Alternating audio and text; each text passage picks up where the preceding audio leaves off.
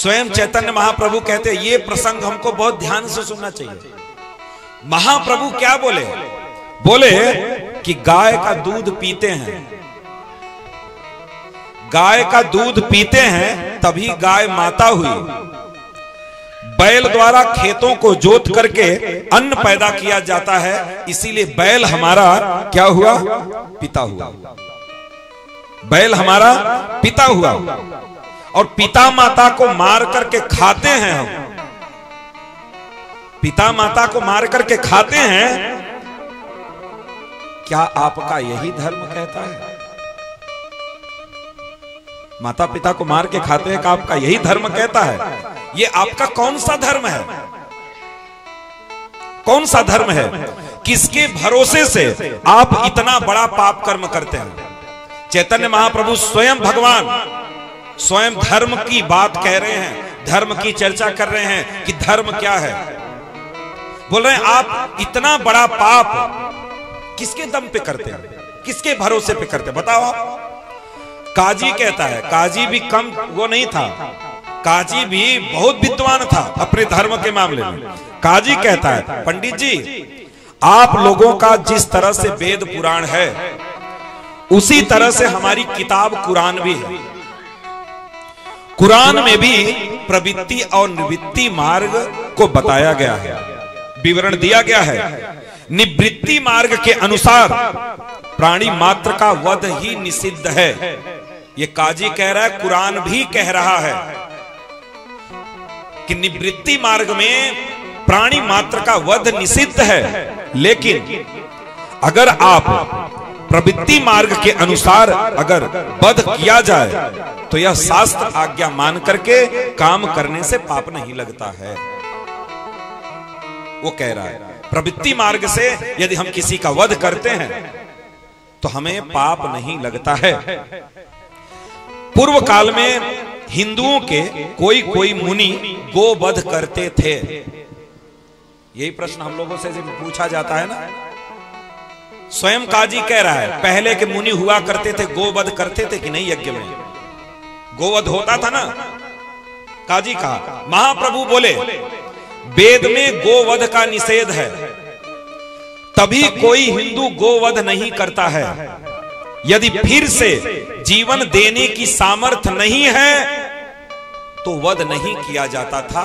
पहले यज्ञ में वृद्ध गौ का वध किया जाता था तो उसको पुनः नया जीवन दिया जाता था, इतनी सामर्थ्य थी इसीलिए वो वध किया जाता था। आज नहीं किया जाता। पहले जो पशुओं का वध किया जाता था उस पशु को बलि देने के बाद पुनः जिंदा करने की सामर्थ्य हमारे ऋषि मुनियों के पास थी, इसीलिए वध किया जाता था। स्वयं चैतन्य महाप्रभु उसको उपदेश दिए, बोले वृद्ध की, वो भी वृद्ध को जो एकदम असहाय है, पड़ी है, उसका वध किया जाता था, उसको पुनः नया जीवन दिया जाता था। युवा होकर के वो पुनः प्रकट होती थी, इसलिए नहीं दिया जाता है। मामा आप लोग जीवित तो कर नहीं सकते, केवल वध कर सकते हैं। इस पाप के परिणाम स्वरूप नरक से छुटकारा नहीं मिलने वाला है। आप वध तो कर सकते हैं, वध करके कितना बुकरा बुकरी खा रहे हैं, लेकिन आप उसको जिंदा नहीं कर सकते हैं। किसके बल पर कर रहे हैं आप? किसके बल पे कर रहे हैं? इसलिए कह रहे हैं कलयुग में क्या क्या निषिद्ध है। कलयुग में गोवध निषिद्ध है, वैदिक संन्यास निषिद्ध है, मांस के द्वारा पितृ श्राद्ध निषिद्ध है। पितरों का श्राद्ध जो होता है वो मांस के द्वारा नहीं किया जा सकता, निषिद्ध है। अश्वमेध यज्ञ और देवों के द्वारा पुत्रोत उत्पत्ति, ये सब निषिद्ध है शास्त्र। ये कलयुग में नहीं किया जा सकता। इसलिए कह रहे हैं गाय के शरीर में जितने लोम होते हैं, अगर आप गाय की हत्या करते हैं तो उतने वर्ष आपको रौरव नामक नरक में निवास करना पड़ेगा। गाय को छोड़ दो, ये जो मुर्गा मुर्गी खाए रहे हैं जो लोग ना, बकरा बकरी खाए रहे हैं हिंदू लोग, मुसलमानों को छोड़ो। अब तो मुसलमान बेचारे कम कर दिए, वो तो ईद बकरीद पे काट रहे हैं। हिंदू तो नवरात्र छोड़ करके इतना धुआंधार खा रहा है, राक्षस हो गया महाराज। वो तो एकदम राक्षस हो गया है। मतलब मंगलवार भी नहीं छोड़ रहा है, शनिवार भी नहीं छोड़ रहा है, इतना। अब सोच लीजिए क्या हिंदुओं की हमारे दशा है। अब देखिए, एक हमारे जानने वाला बेचारा अंडे की दुकान रखा है। वो बोला, गुरुजी एक बात बताएं, नवरात्र में सबसे कम बिक्री होती है हमारी, सबसे कम। हम बोले क्यों? नवरात्र में तो मुसलमान लोग खा। बोले महाराज मुसलमान कहाँ अंडा उंडा खा रहे हैं ज्यादा, वो नहीं खाते जितना हिंदू खा रहा है। हिंदुओं के घर में जाओ, फ्रीज पर ट्रे का ट्रे अंडा रखा हुआ है। वाह वाह, कैसे कैसे लोग हैं। इसीलिए कह रहे हैं कि उतना वर्ष आप जिन भी पशुओं का वध करते हैं, मारते हैं, मार करके खाते हैं, जितना उसके शरीर में रोआ है, उतने साल तक आपको रौरो नामक नरक में आपको रहना पड़ेगा। उससे छुटकारा आप नहीं पा सकते। महाप्रभु के सिद्धांत को सुनकर काजी साहब स्तब्ध रह गए, एकदम शांत रह गया। बोले, पंडित तुम्हारा सिद्धांत ठीक सिद्धांत है। मौलाना जी का दिमाग खुल गया साहब। बोले पंडित तुम्हारा जो सिद्धांत है वो सिद्धांत हमको ठीक लगा। हमारा शास्त्र आधुनिक है। ये कौन कह रहा है? चांद काजी कह रहा है। हमारा जो शास्त्र है वो आधुनिक है, लेकिन तुम्हारे जो शास्त्र हैं वो सनातन है। कितना हम लोगों का परम सौभाग्य है कि हम लोग किस परंपरा में हम लोग आए हैं। सनातन संस्कृति, सनातन परंपरा में हम लोगों का जन्म हुआ है। इसलिए हम लोग तो जन्म से ही कितना सौभाग्यशाली हैं कि हम लोगों को प्रयास करने की जरूरत नहीं है। माँ बाप घर में पूजा पाठ कर रहे हैं, नाम संकीर्तन कर रहे हैं, माता पिता दान पुण्य कर रहे हैं, बच्चों से दान करवा रहे हैं। कितनी बड़ी बात है, कितनी बड़ी बात है। इसलिए चांद काजी कह रहा है कि मेरा जो पुराण है वो आधुनिक है, लेकिन आपके जो शास्त्र हैं वो सनातन हैं। यह समझता हूं मैं, फिर भी कर्तव्य के खातिर यह करता हूं। क्यों करता हूं? माँ बाप कर्तव्य देकर के हमको चले गए कि ये करना ही पड़ेगा, इसलिए करना, कर्तव्य मान करके करना पड़ता है। काजी साहब की बात सुनकर महाप्रभु हंसने लगे। महाप्रभु को हंसी आ गई। महाप्रभु बोले, मामा मैं आपसे एक बात और पूछना चाहता हूं। इस समय पूरे नगर में जो हरिनाम संकीर्तन हो रहा है, आप उसमें रुकावट क्यों पैदा कर रहे हैं? आपके रुकावट पैदा करने का कारण क्या है? आप काजी हैं। हिंदू धर्म का विरोध करना मुसलमानों का विशेष नियम है। क्या कह रहे हैं?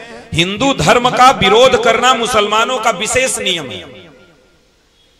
कहीं भी आप जाकर के देख लें, वो विरोध करेंगे ही करेंगे।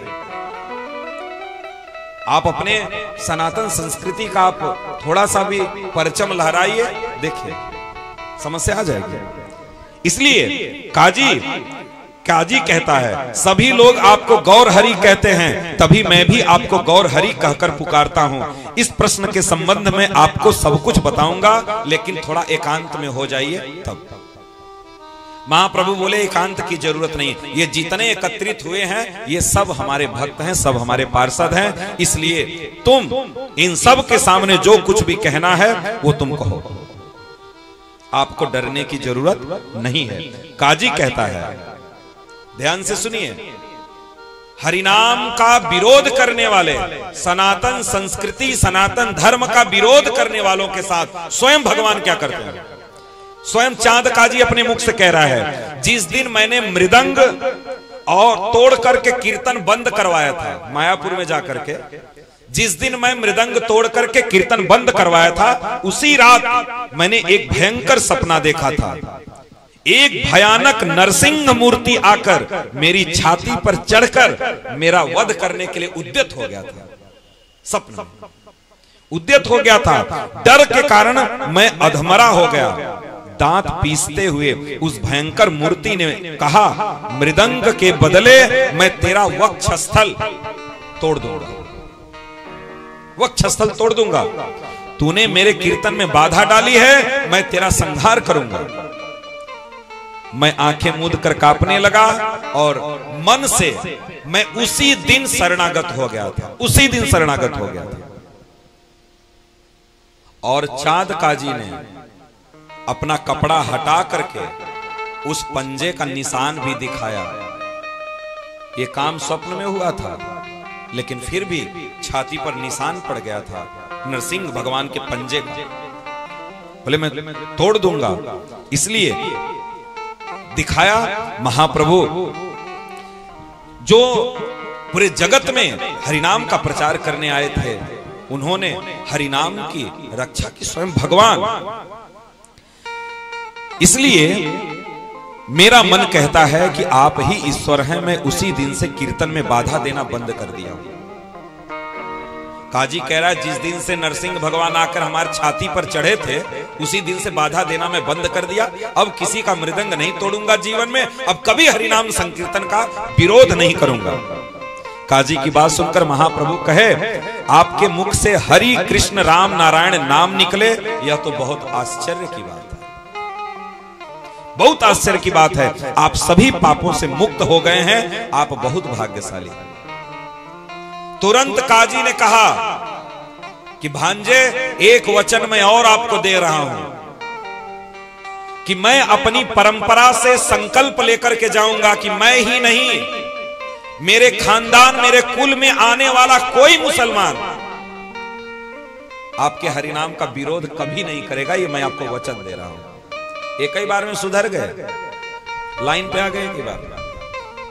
उसी दिन से चांद काजी महाप्रभु का परम भक्त हो गया और भगवान के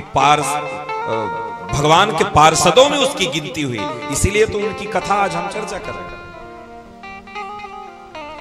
महाप्रभु का परम भक्त हुआ चांद काजी, परम भक्त हुआ।